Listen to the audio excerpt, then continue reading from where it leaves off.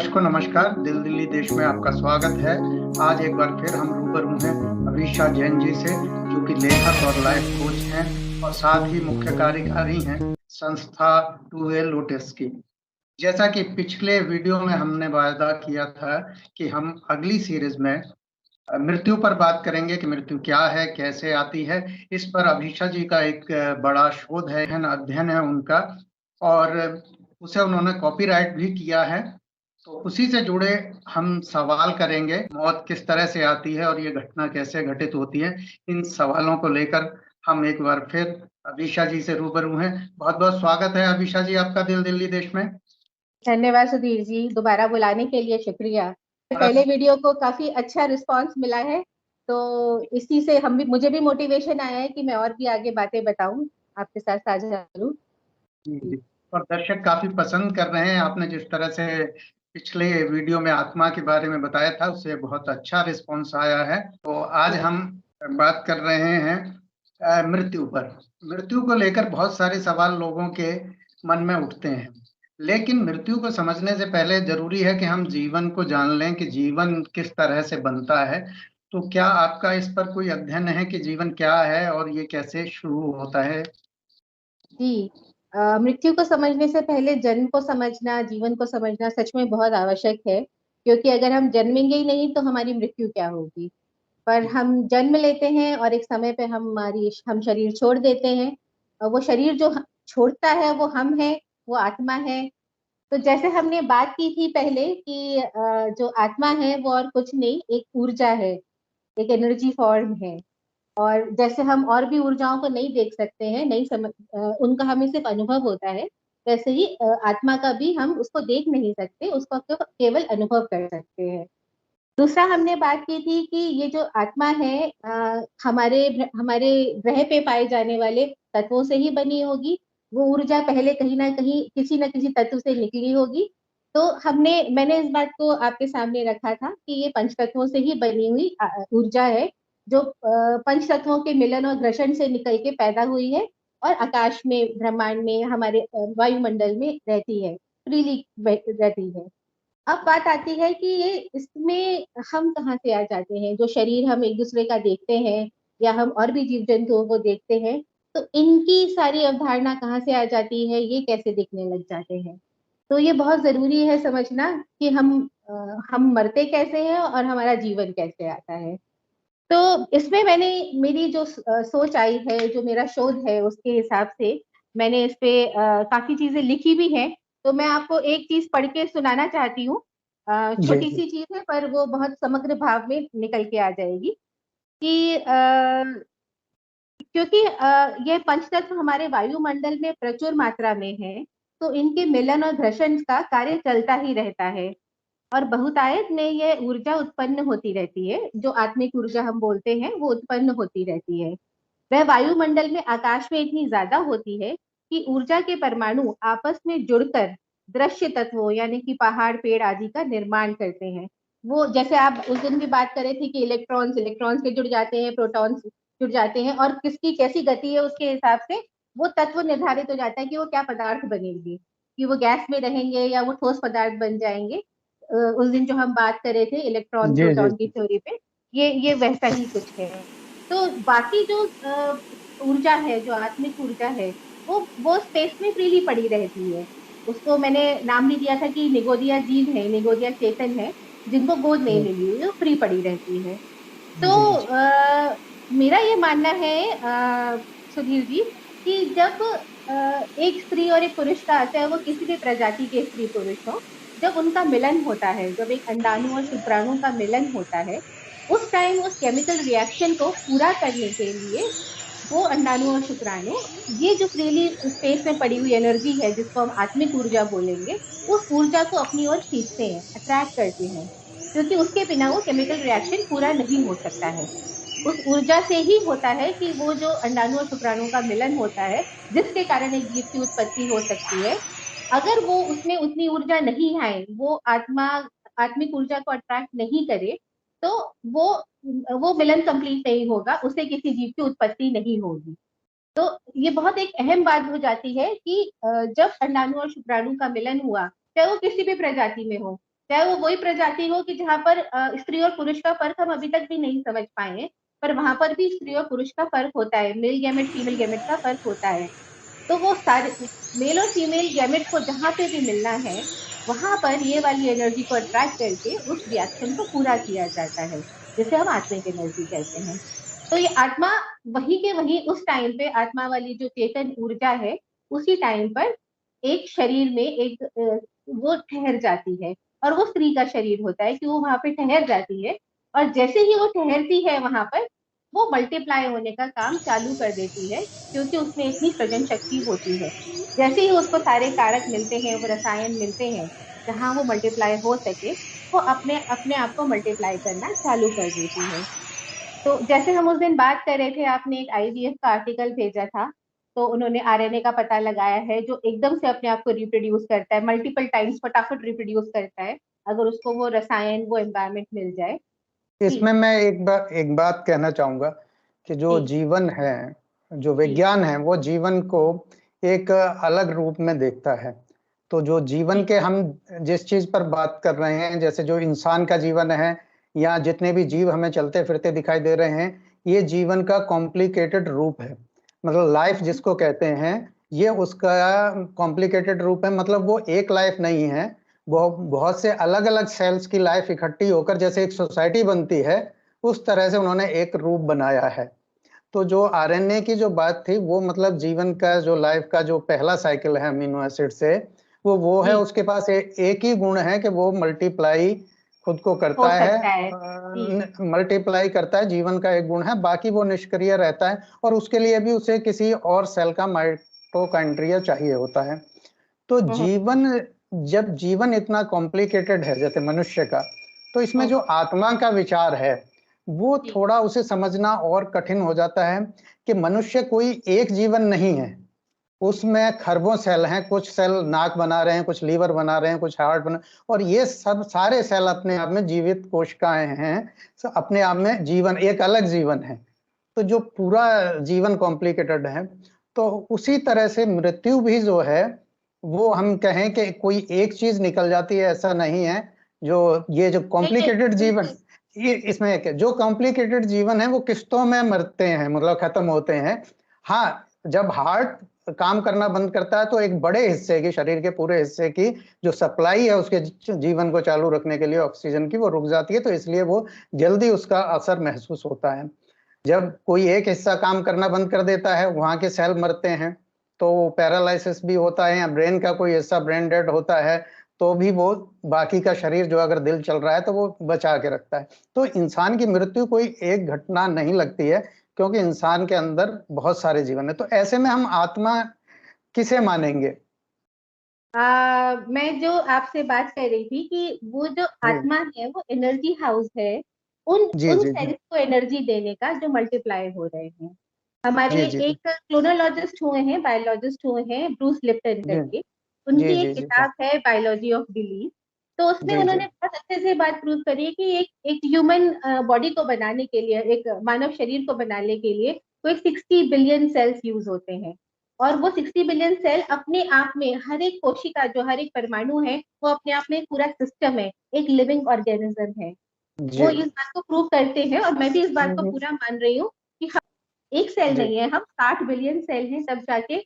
पर वो हाँ 60 बिलियन की सेल की खूबसूरती ये है कि वो आपस में इतने जुड़े हुए हैं, आपस में इतना कोऑर्डिनेशन है कि सब एक साथ उपयोग में हम लेकर आ सकते हैं, और वो एक जी प्रत्यक्ष हमारी शरीर को बनाते जी हैं, जो हमारा शरीर ऐसा दिखता है। तो मैं आपकी जी बात जी से पूरा इत्तेफाक रखती हूँ कि ये हम एक नहीं है। ये सिर्फ जी हमारी वो जी प्रॉपर्टी हमको मिली है उस माइटोकॉन्ड्रिया से कि वो रिप्रोडक्शन हो सकता है। जी और हर सेल जो है मर भी रहा है, और उसकी जगह नया जो है वो अपने ऐसे आप को आ भी रहा है। डिवाइड करके बन भी रहा है। तो जी तो मृत्यु मानव मैं शरीर में वापस हर क्षण हो रही है। जी मैं वापस आती हूँ अपनी आत्मा वाली बात पे, कि वो जो जी जी एनर्जी आत्मा की उस पर हमने अट्रैक्ट करी है, एक जी अंडाणु और जी शुक्राणु ने उस केमिकल रिएक्शन को करते हुए जो वो आत्मा जी की एनर्जी अट्रैक्ट करी है, वो इतने जी जी घनत्व में, इतनी डेंसिटी में, इतने वॉल्यूम में अट्रैक्ट होती है कि उसके जी अंदर ये क्षमता होती है कि वो आते से ही रिप्रोड्यूस करना शुरू करवा देती है। वो उसका काम है एनर्जी देना, एक सेल से दूसरे जी सेल को, दूसरे सेल से तीसरे सेल को, ऐसे 60 बिलियन सेल्स को उसका काम है एनर्जी देना, चलाते रहना। और जी इसमें सुधीर जी अच्छी बात ये है, जैसा आपने बोला अभी, कि वो जो पुराने सेल है वो मर भी रहे हैं, नए सेल जी बन भी रहे हैं। जो जी। नए सेल बन रहे हैं उनसे भी तो एनर्जी निकल रही है, जो उनके बनने की प्रोसेस है, इनपुट हुआ, प्रोसेस हुआ, आउटपुट आया। जी इसमें इसमें मैं थोड़ा सा मुझे कंफ्यूजन होता है, क्योंकि जी इसमें बताइए। दो तीन तरह के विचार हैं हमारे दर्शन में। एक तो जी दर्शन ये है कि जो एनर्जी है वो बन नहीं रही है, ट्रांसफॉर्म होती है, मतलब साइंस भी मानता है, सारे दर्शन मानते हैं। दूसरा ये है कि जो एनर्जी रूप ले रही है, यानी जो वो सेल भी बन रही है, कोई भी चीज बन रही है एक पर्टिकुलर उसमें आके, जैसे हमने पिछले में पार्टिकल पे बात की थी कि वो पार्टिकल से किस तरह से मैटर में कन्वर्ट होती है एनर्जी। तो वो एनर्जी कन्वर्ट हो रही है, और सवाल यह है कि एनर्जी जब सांख्य दर्शन में कहा गया है कि एनर्जी जो है 5 रूपों में, जिसे हम पंच तत्व कहते हैं, वो बनाती है। लेकिन वो कपिल मुनि जीवात्मा को अलग मानते हैं उससे, उन पांचों से। वो उसे पुरुष कहते हैं, और वो कहते हैं, और इसी इसी को, जो उनका कपिल मुनि का सिद्धांत है, इसे बाद में बौद्ध भी अडॉप्ट करते हैं, महावीर भी अडॉप्ट करते हैं, जो पंच तत्व का, लेकिन वो तत्व बदल देते हैं। तो दोनों ने उन तत्वों को बदल देते हैं। तो कपिल का जो ये कपिल मुनि का जो विचार है, ईसा से 700 साल पुराना, ये वैदिक सिद्धांत को, कि ईश्वरवादी सिद्धांत को भी चुनौती देता है, कि ईश्वर ने सृष्टि को रचा। वो कहते हैं नहीं, एनर्जी जो है स्वयं इन 5 पदार्थों से अपना रूप, और महावीर भी इसे ही मानते हैं, बुद्ध भी इसी को मानते हैं। तो ये माना जाता है सिद्धांत उनसे लिया। तो एनर्जी जो है वो रूप रख रही है। और एनर्जी को लेकर थोड़ा सा कंफ्यूजन ये हो गया, जो हम आजकल बात करते हैं पेट्रोल डीजल या इलेक्ट्रिक एनर्जी को लेकर, वो एनर्जी हमने उसको कह दिया, लेकिन वो एनर्जी का एक ट्रांसफॉर्म रूप है। ऐसे ही हमारे शरीर में जो है, हाँ जी जी, ऐसे ही हमारे शरीर में भी वो चल रहा है कि हमें जो एनर्जी जीने के लिए चाहिए, उसकी परिभाषा अलग है। जो आत्मा जो कंटिन्यू रूप ले रही है, वो एक अलग चीज है, वो एनर्जी की फर्स्ट जनरेशन। हम इसे और अच्छे से समझ सकते हैं कि ना, जनरेशन में बांट लें। जो जी एनर्जी की फर्स्ट जनरेशन है, जिसे परमात्मा कहा गया, शायद वही आत्मा है, या उसकी सेकंड थर्ड फोर्थ जनरेशन होगी। लेकिन जो एनर्जी हम कंज्यूम करते हैं, वो वर्क के लिए, मतलब काम के लिए है, वो ट्रांसफॉर्म रूप है। और वो एनर्जी का वो पता नहीं कौन सी जनरेशन है, वो 100वीं 1000वीं जनरेशन होगी, जिसे हम एनर्जी के संदर्भ में इस्तेमाल करते हैं। तो मानव शरीर का जो बनने की जो प्रक्रिया है, वो जो सेल बने, जिनमें से आप आरएनए या डीएनए से बने, हमारे हमारे पास डीएनए की सुविधा है, तो डीएनए से जो सेल रिप्रोड्यूस होते रहते हैं, जी उनमें उनमें ये क्षमता है कि वो अपना एक जो सेल बनाते हैं, वो कुछ टाइम जीता है, 1 दिन 24 घंटे, और उसके बाद वो दूसरा बना। इससे हमें वो लगता है कि हम जिंदा हैं। मतलब जी सेल जिंदा नहीं है, जीवन पूरा जिंदा नहीं है। उस जीवन ने जो कॉलोनी बनाई है, जैसे दीमक अपनी बामी बना लेती है, लेकिन हम्म, यहाँ अलग अलग सेल ने एक ब्रेन, कुछ न्यूरॉन के कंट्रोल में आकर जो एक नियंत्रित व्यवस्था बनाई है, जो सिस्टम बनाया है, वो जिंदा है, वो 50 या 100 साल चलता है। तो जी उसमें आत्मा आत्मा को लेकर जो चीजें हैं, वो लोगों को समझ में नहीं आती, लेकिन अभी तक हम किसी सीधे निष्कर्ष पर नहीं पहुंच पाए। आपने इस पर बहुत अच्छा अध्ययन किया है, और आपने कोई निष्कर्ष तक आप पहुंची हैं, तो उसे हम साझा करते हैं। मेरा अगला सवाल है कि जीव का आत्मा से, जो शरीर का आत्मा से क्या संबंध है, इसको आप स्पष्ट कीजिएगा। जी। तो मैं जैसा कह रही थी आपसे कि आत्मा ने शरीर को नहीं बनाया है।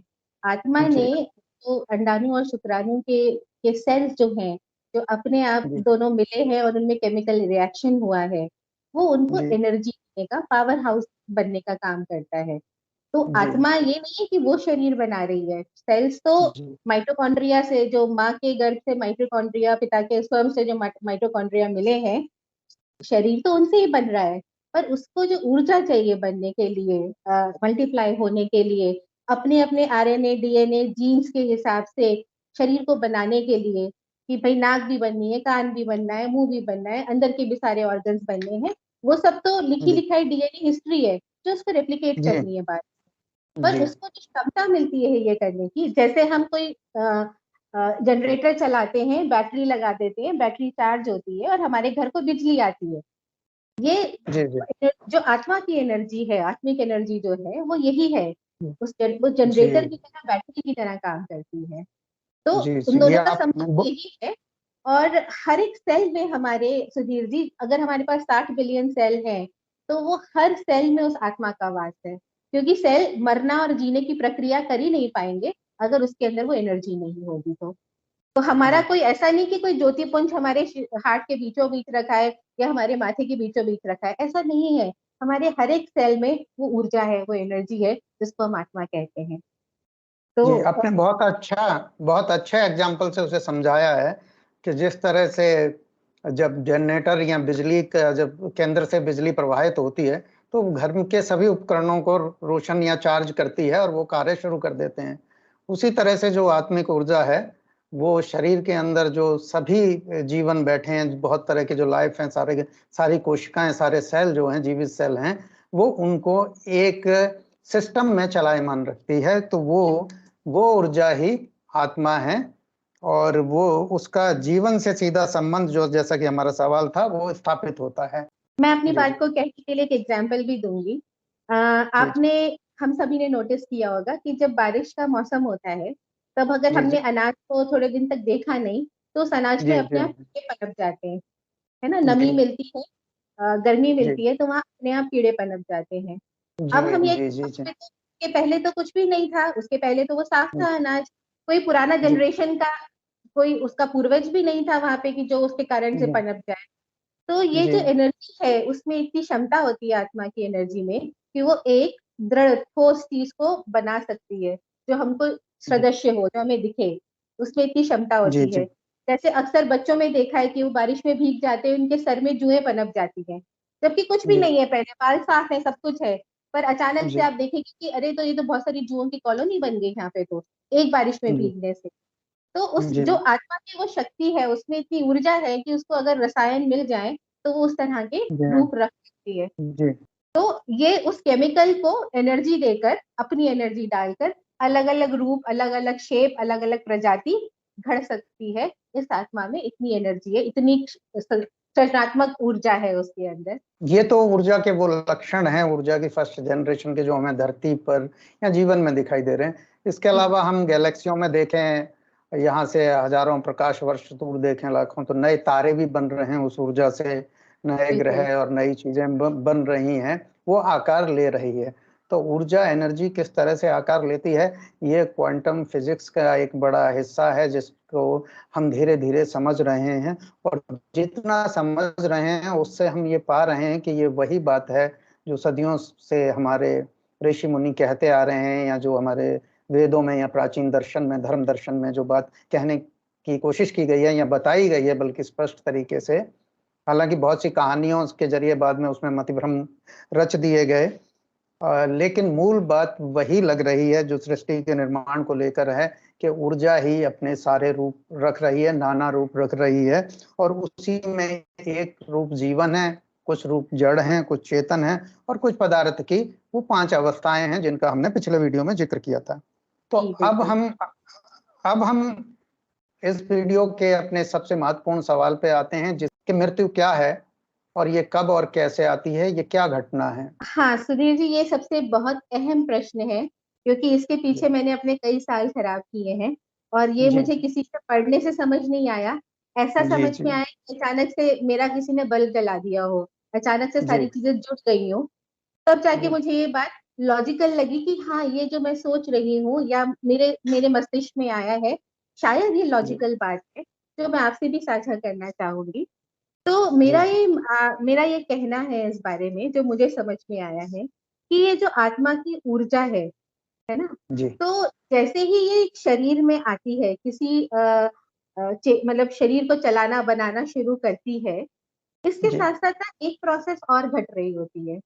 वो जी शरीर में आती है, शरीर वो केमिकल रिएक्शन उसको अट्रैक्ट करता है, वो वहाँ पे जी सेल्स को मल्टीप्लाई कराना शुरू करती है, जो नए जी सेल बन रहे हैं उसको भी अपनी ऊर्जा कोश में डाल लेती है, जिससे कि वो जो ऊर्जा कोश है, इतना बड़ा उनका जी स्टॉक है, वो रहे हमेशा। पर इसके जी साथ साथ एक प्रोसेस और घट रही होती है, ये प्रोसेस है जी उस आत्मिक ऊर्जा के वापस वायुमंडल में निकलने की। जैसे मैं आपको जी एग्जांपल देती हूँ कि हम एक गुब्बारा फुलाते हैं। अब गुब्बारा जी हमने फुलाया, उसमें हमने हवा डाल दी, है ना, जी अगर उसको 5 दिन बाद 10 दिन बाद चेक करेंगे तो हम देखेंगे कि वो थोड़ा सा पिचका हुआ है। 15 दिन जी बाद चेक करेंगे, हमने उसको अच्छे से बंद किया हुआ है टाइटली, पर उसके बाद भी जी हम 15 दिन बाद चेक करेंगे तो वो पिचका हुआ गुब्बारा मिलेगा हमको। हमें नहीं जी पता कि वो वायु कब सरक गई, वायुमंडल में वापस चली गई, है जी ना। पर वो हम जब गुब्बारा को देखते हैं कि अरे ये तो पिचक गया है, तो फिर हम कहते हैं कि अब इसकी हवा निकल गई।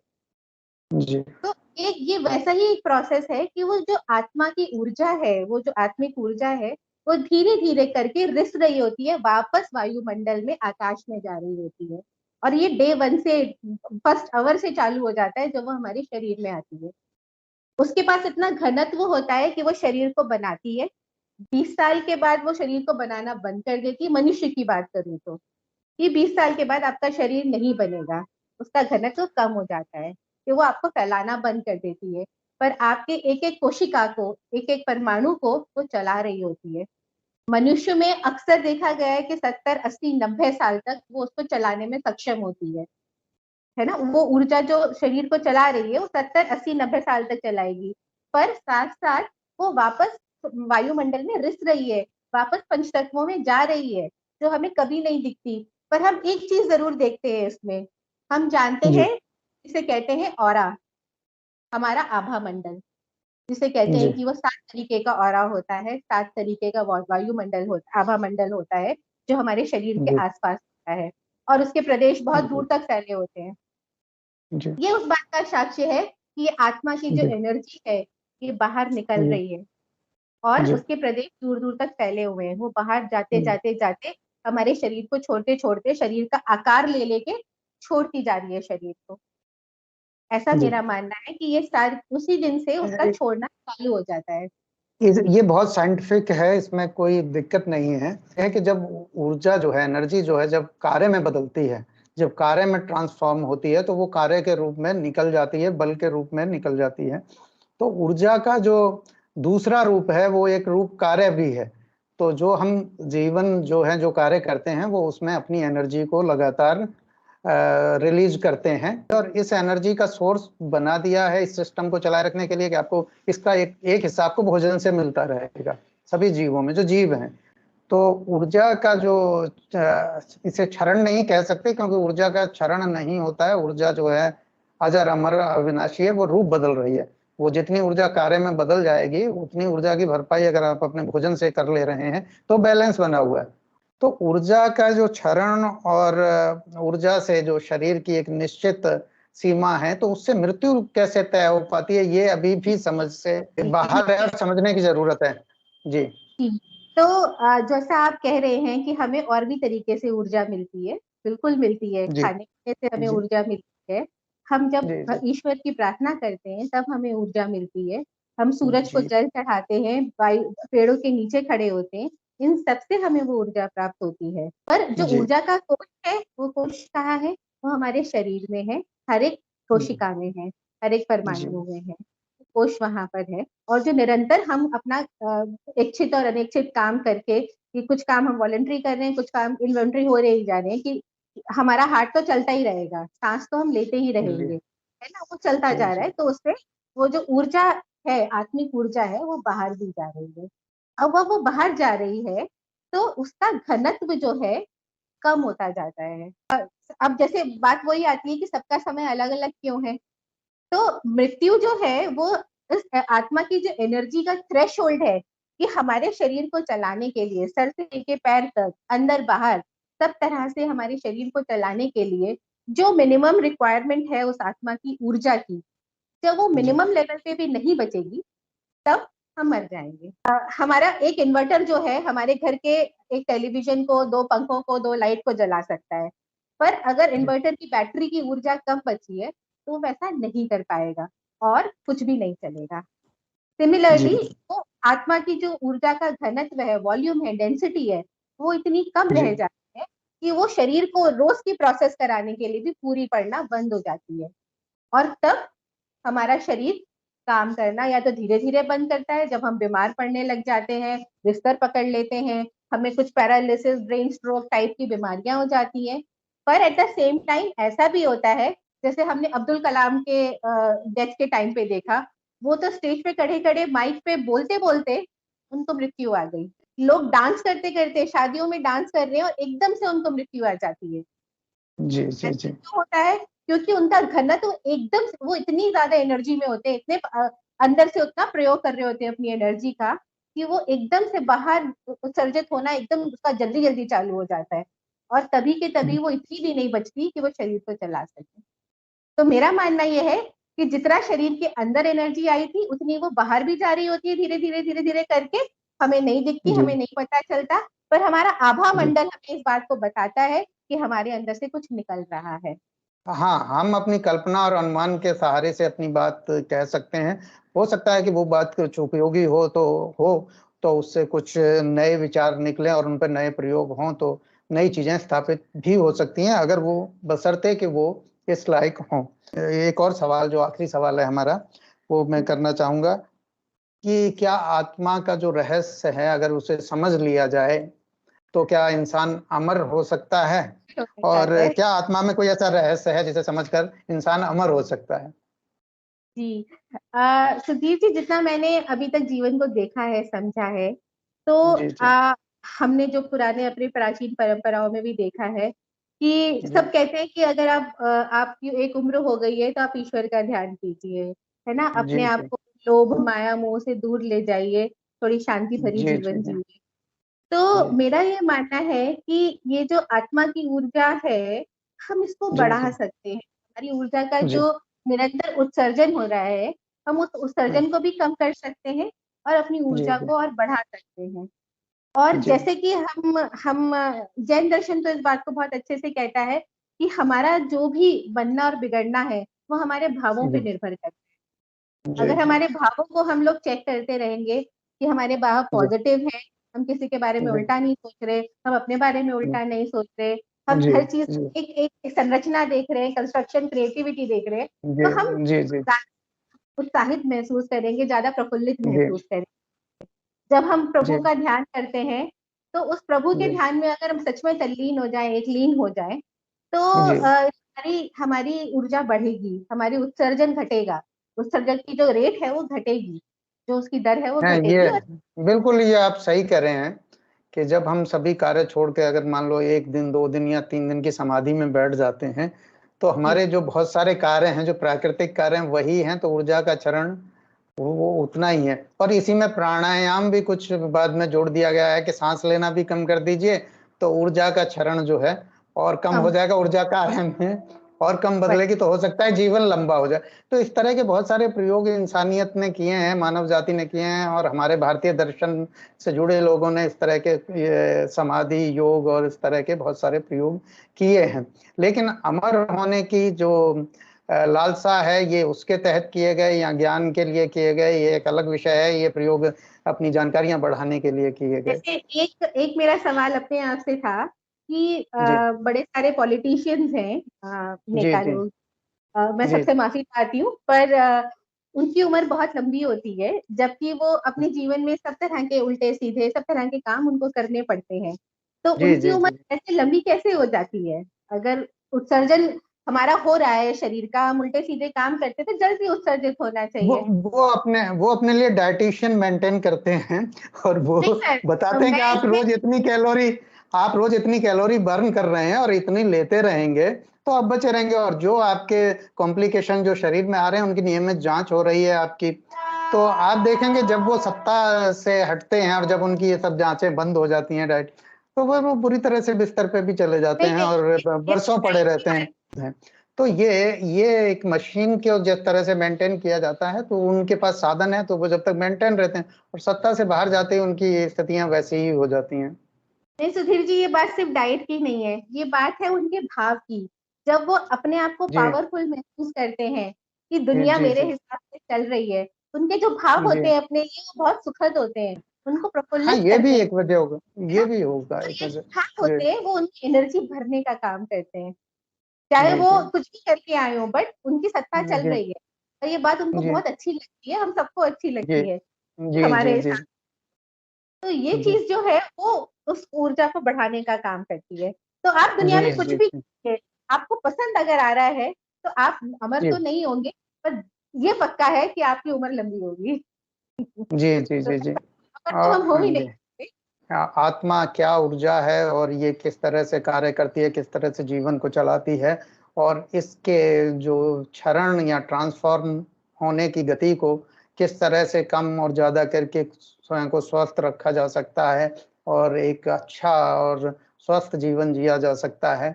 इसके सूत्र जो हैं इसी मनन में, इसी चिंतन में आपके छिपे हुए हैं, जिन्हें आपने बहुत अच्छे तरीके से बताया है। तो इस खूबसूरत चर्चा के लिए आपका अभिषा जी बहुत-बहुत धन्यवाद।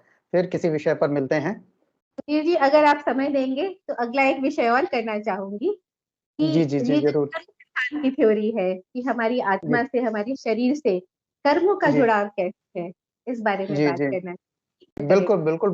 बहुत अच्छा विषय है और हमारा सौभाग्य है, हमारे दर्शकों का भी सौभाग्य है कि उन्हें ऐसे विषयों पर आप जानकारी दे रही हैं, जिनकी जानकारी हर कोई जिन्हें जानना चाहता है, लेकिन उन्हें बताने वाला कोई नहीं है, बताने से सब हिचकते हैं। तो एक बार फिर आपका बहुत-बहुत धन्यवाद अभिषा जी। धन्यवाद। नमस्कार। नमस्कार।